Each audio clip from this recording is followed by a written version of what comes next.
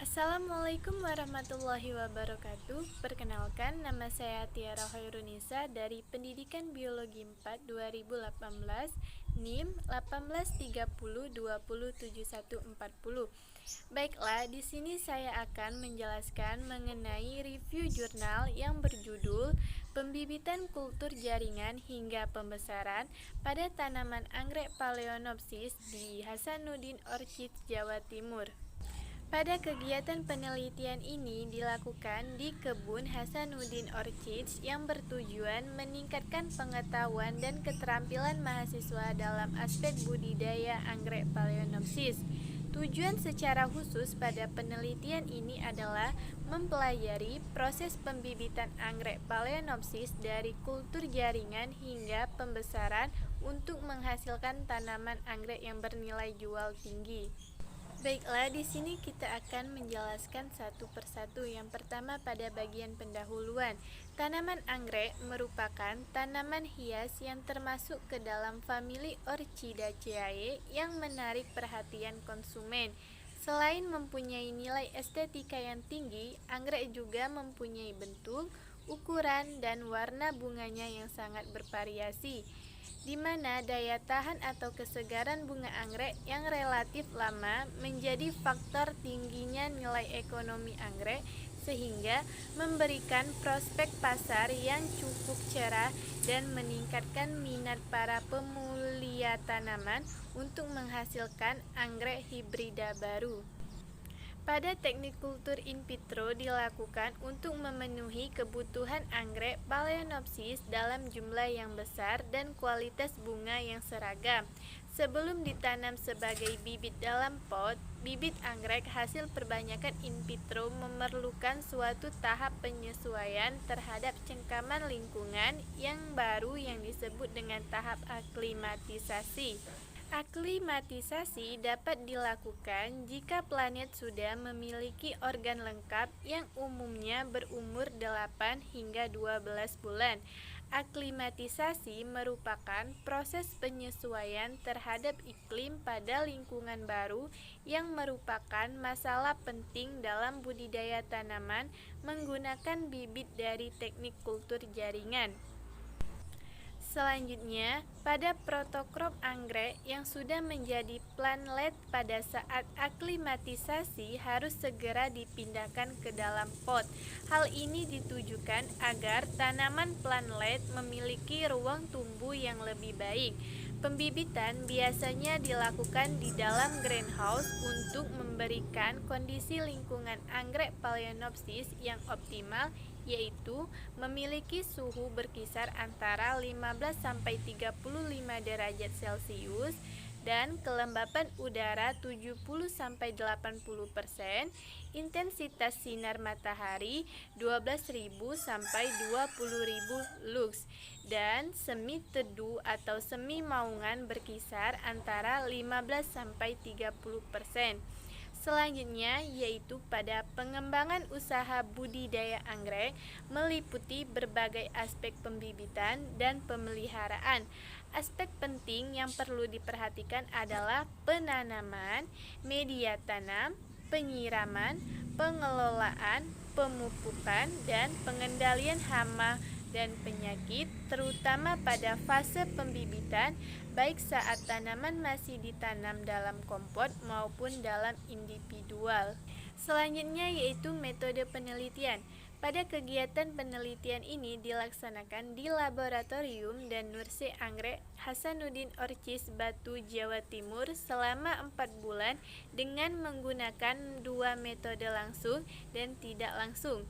Pada metode langsung dilakukan dengan mengikuti seluruh kegiatan teknis di laboratorium dan kebun serta pengamatan pada beberapa variabel. Pada metode tidak langsung dilakukan dengan mengumpulkan data sekunder dari perusahaan. Pada kegiatan ini, penulis bekerja secara langsung di lapangan sebagai karyawan harian lepas dengan kegiatan yang berlangsung setiap hari. Kegiatan yang berlangsung setiap hari ditulis dalam jurnal harian. Kegiatan yang dilaksanakan oleh penulis yaitu membuat media kultur PW atau modifikasi, media PDA, penyemaian benih, subkultur, aklimatisasi, penyiapan media tanam, revoting, pemupukan, dan pengendalian hama serta penyakit dan pengemasan. Pada pelaksanaan kegiatan tersebut disesuaikan dengan kegiatan kebun pada saat kegiatan penelitian berlangsung. Pengamatan dilakukan di 2 GH dengan ketinggian yang berbeda dan desain GH yang berbeda. Pada ketinggian GH pertama adalah 680 meter di atas permukaan laut dengan plastik UV berada di bawah paranet. Sedangkan ketinggian GH kedua adalah 770 meter di atas permukaan laut dengan plastik UV berada di atas paranet. Pada pengamatan dilakukan untuk memperoleh data primer. Yang pertama yaitu persentase kontaminasi media PDA dan media PW. Pengamatan dilakukan selama 4 bulan. Yang kedua, persentase kontaminasi pada plantlet pengamatan dilakukan selama 4 bulan. Yang ketiga, persentase keberhasilan aklimatisasi pengamatan dilakukan selama 4 bulan. Yang keempat, rata-rata tinggi tanaman, jumlah daun, panjang daun, dan lebar daun pada fase bibit muda tanaman remaja dan tanaman dewasa. Pengamatan dilakukan selama 7 MSP. Yang kelima, persentase serangan hama dan penyakit data juga diuji menggunakan rata-rata dan standar deviasi dengan Excel. Selanjutnya, hasil dan pembahasan. Yang pertama, pada pembuatan media kultur, tingkat keberhasilan perkecambahan biji anggrek secara in vitro umumnya sangat tinggi jika syaratnya terpenuhi, yaitu kondisi yang aseptik pada biji dan media kultur, kecukupan kandungan gula sebagai sumber energi, dan kecukupan nutrisi dan senyawa organik yang diperlukan untuk perkecambahan dan pertumbuhan protokorom. Berdasarkan persyaratan tersebut, formulasi media tanam sangat mempengaruhi pertumbuhan anggrek secara in vitro. Sampai saat ini telah banyak dilakukan penelitian mengenai media tanam yang cocok untuk pertumbuhan dan perkembangan anggrek secara in vitro. Selanjutnya, yaitu ada beberapa jenis formulasi media dasar yang umum digunakan untuk perkecambahan biji dan pembesaran seedling anggrek secara in vitro. Media kultur yang dibuat untuk perbanyakan tanaman di Hasanuddin Orchids ada 2, yaitu media PDA dan media PW. Media PDA dibuat untuk media kultur biji pada fase pertama. Hal ini dilakukan agar biji dapat berkecambah dengan baik karena media PDA mengandung ekstrak kentang dan karbohidrat yang cukup untuk menggantikan cadangan makanan yang tidak terdapat pada biji anggrek.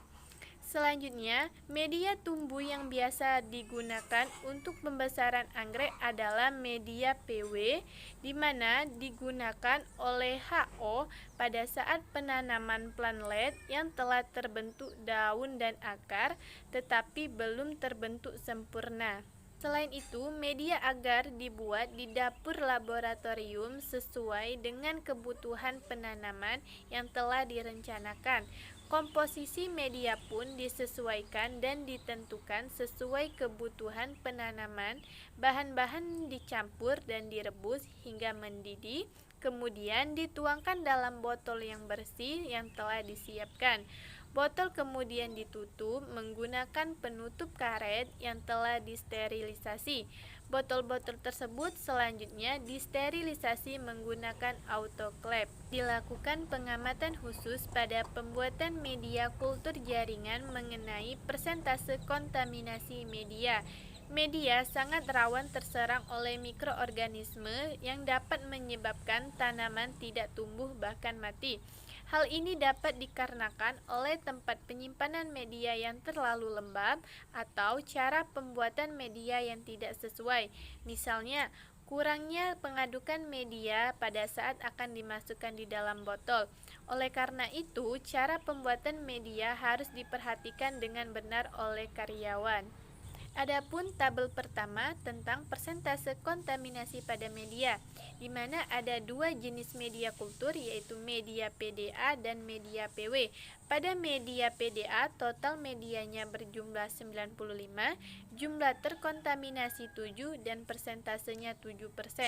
Pada media PW, yaitu total medianya 1536, jumlah terkontaminasinya 338 dan persentasenya 22%.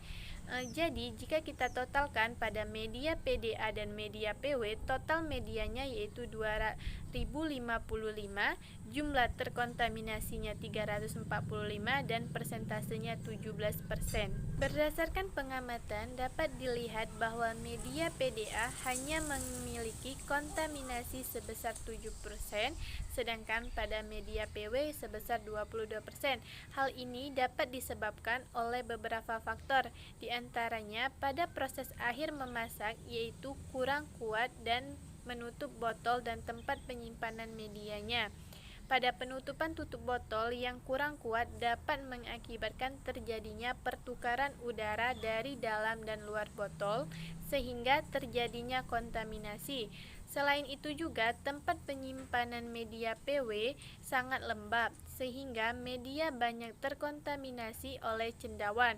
Untuk meminimalisir terjadi kontaminasi, pekerja harus menutup botol dengan kuat dan media harus dipindahkan ke tempat yang tidak begitu lembab.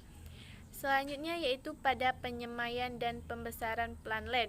Perbanyakan tanaman dilakukan secara in vitro menggunakan bahan tanaman yang berasal dari seedling atau biji.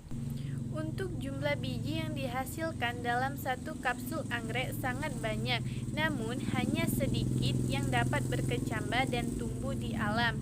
Hal ini terjadi karena ukuran biji anggrek yang sangat kecil dan ringan dengan panjang 0,25 sampai 1,2 mm dan berat 0,3 sampai 1,4. Biji anggrek tidak mempunyai endosperm sebagai cadangan makanan yang diperlukan pada awal perkecambahan. Biji anggrek dikenal dengan sebutan duset dikarenakan dalam tiap kapsul anggrek dapat menghasilkan jutaan biji. Bahan tanam yang digunakan merupakan biji dari buah yang dihasilkan oleh perusahaan melalui penyilangan. Pertumbuhan plantlet melalui beberapa fase, yaitu awal penyemaian, fase subkultur 1, subkultur 2, dan subkultur 3 atau subkultur terakhir. Penanaman dilakukan di dalam enkas, di mana enkas harus disterilisasi terlebih dahulu minimal 8 jam sebelum pemakaian. Alat dan bahan tanaman disterilisasikan menggunakan pemutih pemakaian. Bagian dalam enkas disemprot dan dibersihkan dengan alkohol 80%, kemudian enkas ditutup selama 8 jam. Setelah 8 jam, enkas dapat digunakan, tetapi sebelum digunakan, alat disterilisasi lagi dengan membakarnya di atas bunsen selama 25-30 detik. Selanjutnya yaitu pada buah disterilisasi terlebih dahulu dengan mencelupkannya ke dalam alkohol 80%. Pembelahan buah dilakukan menggunakan pisau yang steril, di mana buah dibelah dan ditabur ke dalam botol yang berisi larutan media cair khusus. Ujung botol dibakar dengan pembakaran dan ditutup rapat menggunakan tutup karet dan plastik yang telah diberi kode buah, tanggal penanaman, dan inisial perusahaan, kemudian disimpan di ruang tumbuh. Pada biji yang disemai selama kegiatan penelitian berlangsung berasal dari 2 buah anggrek Phalaenopsis, kegiatan penyemaian dan subkultur harus memperlihatkan kebersihan tempat, alat, bahan, dan pelaksanaan penanaman. Hal ini bertujuan untuk meminimalisir kemungkinan terjadinya kontaminasi plantlet yang ditanam. Berdasarkan pengamatan yang dilakukan mengenai persentase plantlet dapat dilihat pada tabel kedua, yaitu bisa kita lihat pada fase penyemaian jumlah botol 2, jumlah kontaminasi 0, persentasenya 0%. Subkultur pertama jumlah total botolnya 18, jumlah kontaminasinya 5, persentasenya 28%. Subkultur kedua jumlah botolnya 10, jumlah kontaminasinya 2 dan persentasenya 20%. Subkultur yang ketiga jumlah botolnya 5, jumlah kontaminasinya 0 dan persentasenya 0. Di sini, subkultur itu merupakan pemindahan tanaman kultur in vitro ke dalam media baru, sehingga kebutuhan nutrisi untuk pertumbuhan kalus, protokom, dan organ dapat terpenuhi. Berdasarkan pada pengamatan tabel kedua, persentase kontaminasi banyak terjadi pada subkultur pertama, yaitu aklimatisasi plantlet. Aklimatisasi bibit merupakan kegiatan memindahkan bibit dari botol dan ditanam di dalam pot dengan media moss. Bibit tanaman berupa bibit dalam botol yang berasal dari perbanyakan generatif dengan seedling yang sebelumnya telah dikembangbiakkan di laboratorium. Bibit dalam botol yang dapat ditanam dalam pot kompot adalah bibit yang telah memiliki minimal 2 akar dan 2 daun. Kegiatan dalam aklimatisasi ini meliputi persiapan bibit dan penanaman bibit dalam pot. Pada persiapan bibit dilakukan beberapa kegiatan, yaitu pencabutan atau pengeluaran bibit dari botol, pencucian bibit dan pengeringan bibit. Pada pencabutan atau pengeluaran bibit dari botol dilakukan dengan mengeluarkan satu persatu bibit dari botol dengan menggunakan kawat dengan ujung huruf U. Tanaman yang telah dikeluarkan dari botol kultur kemudian dicuci sebanyak 2 kali dengan air dan dikeringkan agar tanaman tidak busuk pada saat ditanam dalam kompot. Kegiatan penanaman bibit dilakukan setelah bibit selesai dikeringkan. Penanaman bibit muda menggunakan kompot. Cara penanaman bibit yang dilakukan yaitu membungkus bagian akar tanaman dengan media tanam sphagnum moss sebanyak segenggam kecil tangan, kemudian memasukkan bagian akar tanam yang sudah dibungkus ke dalam pot dan moss yang dipadatkan di sekitar bibit agar bibit tertanam cukup kuat. Selanjutnya yaitu pemeliharaan tanaman. Pemeliharaan tanaman terutama pada masa pembibitan, hal ini untuk menjaga kualitas tanaman yang dihasilkan agar mampu meningkatkan produktivitas. Pemupukan merupakan pemberian unsur hara yang dibutuhkan tanaman untuk tumbuh dan berkembang dengan baik. Pupuk dibagi menjadi 2, yaitu pupuk organik dan pupuk anorganik. Pada penyiraman pemupukan rutin dilakukan 2 kali dalam seminggu. Pupuk utama yang digunakan yaitu pupuk anorganik dengan kandungan NPK 20:20:20. Serangan hama siput merupakan hama yang paling sering merusak tanaman anggrek. Kerusakan yang ditimbulkan akibat serangan siput cukup besar. Akibatnya, akar-akar muda, tunas baru, dan kuncup bunga adalah makanan bagi siput. Anggrek Phalaenopsis merupakan tanaman anggrek yang paling sering diserang oleh siput. Pengendaliannya dapat dilakukan secara mekanis dengan mengambil dan mengumpulkannya. Pada serangan hama semut dapat menyebabkan tanaman rusak pada bagian akar dan tunas mudanya. Hal ini disebabkan oleh jamur yang dibawa oleh semut tersebut. Adapun cara pengendaliannya dengan merendam pot di dalam air, di mana cara ini baik untuk mencegah hama semut datang kembali. Selain merendam kebersihan pot harus diperhatikan dengan baik. Selanjutnya yaitu hama kutu putih, di mana berukuran kecil dan berwarna kelabu kemerahan.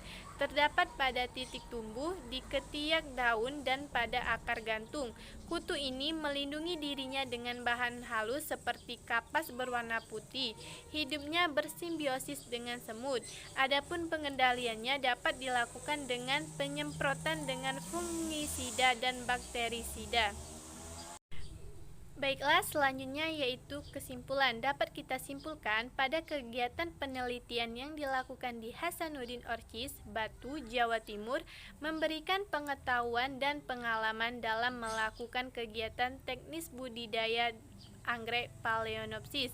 Pembuatan media kultur di Hasanuddin Orchis ada dua, yaitu media PDA dan media PW. Kontaminasi pada pembesaran plantlet banyak terjadi pada subkultur pertama dan kedua, yaitu sebesar 28% dan 20%. Pada tingkat keberhasilan pada aklimatisasi adalah 100%.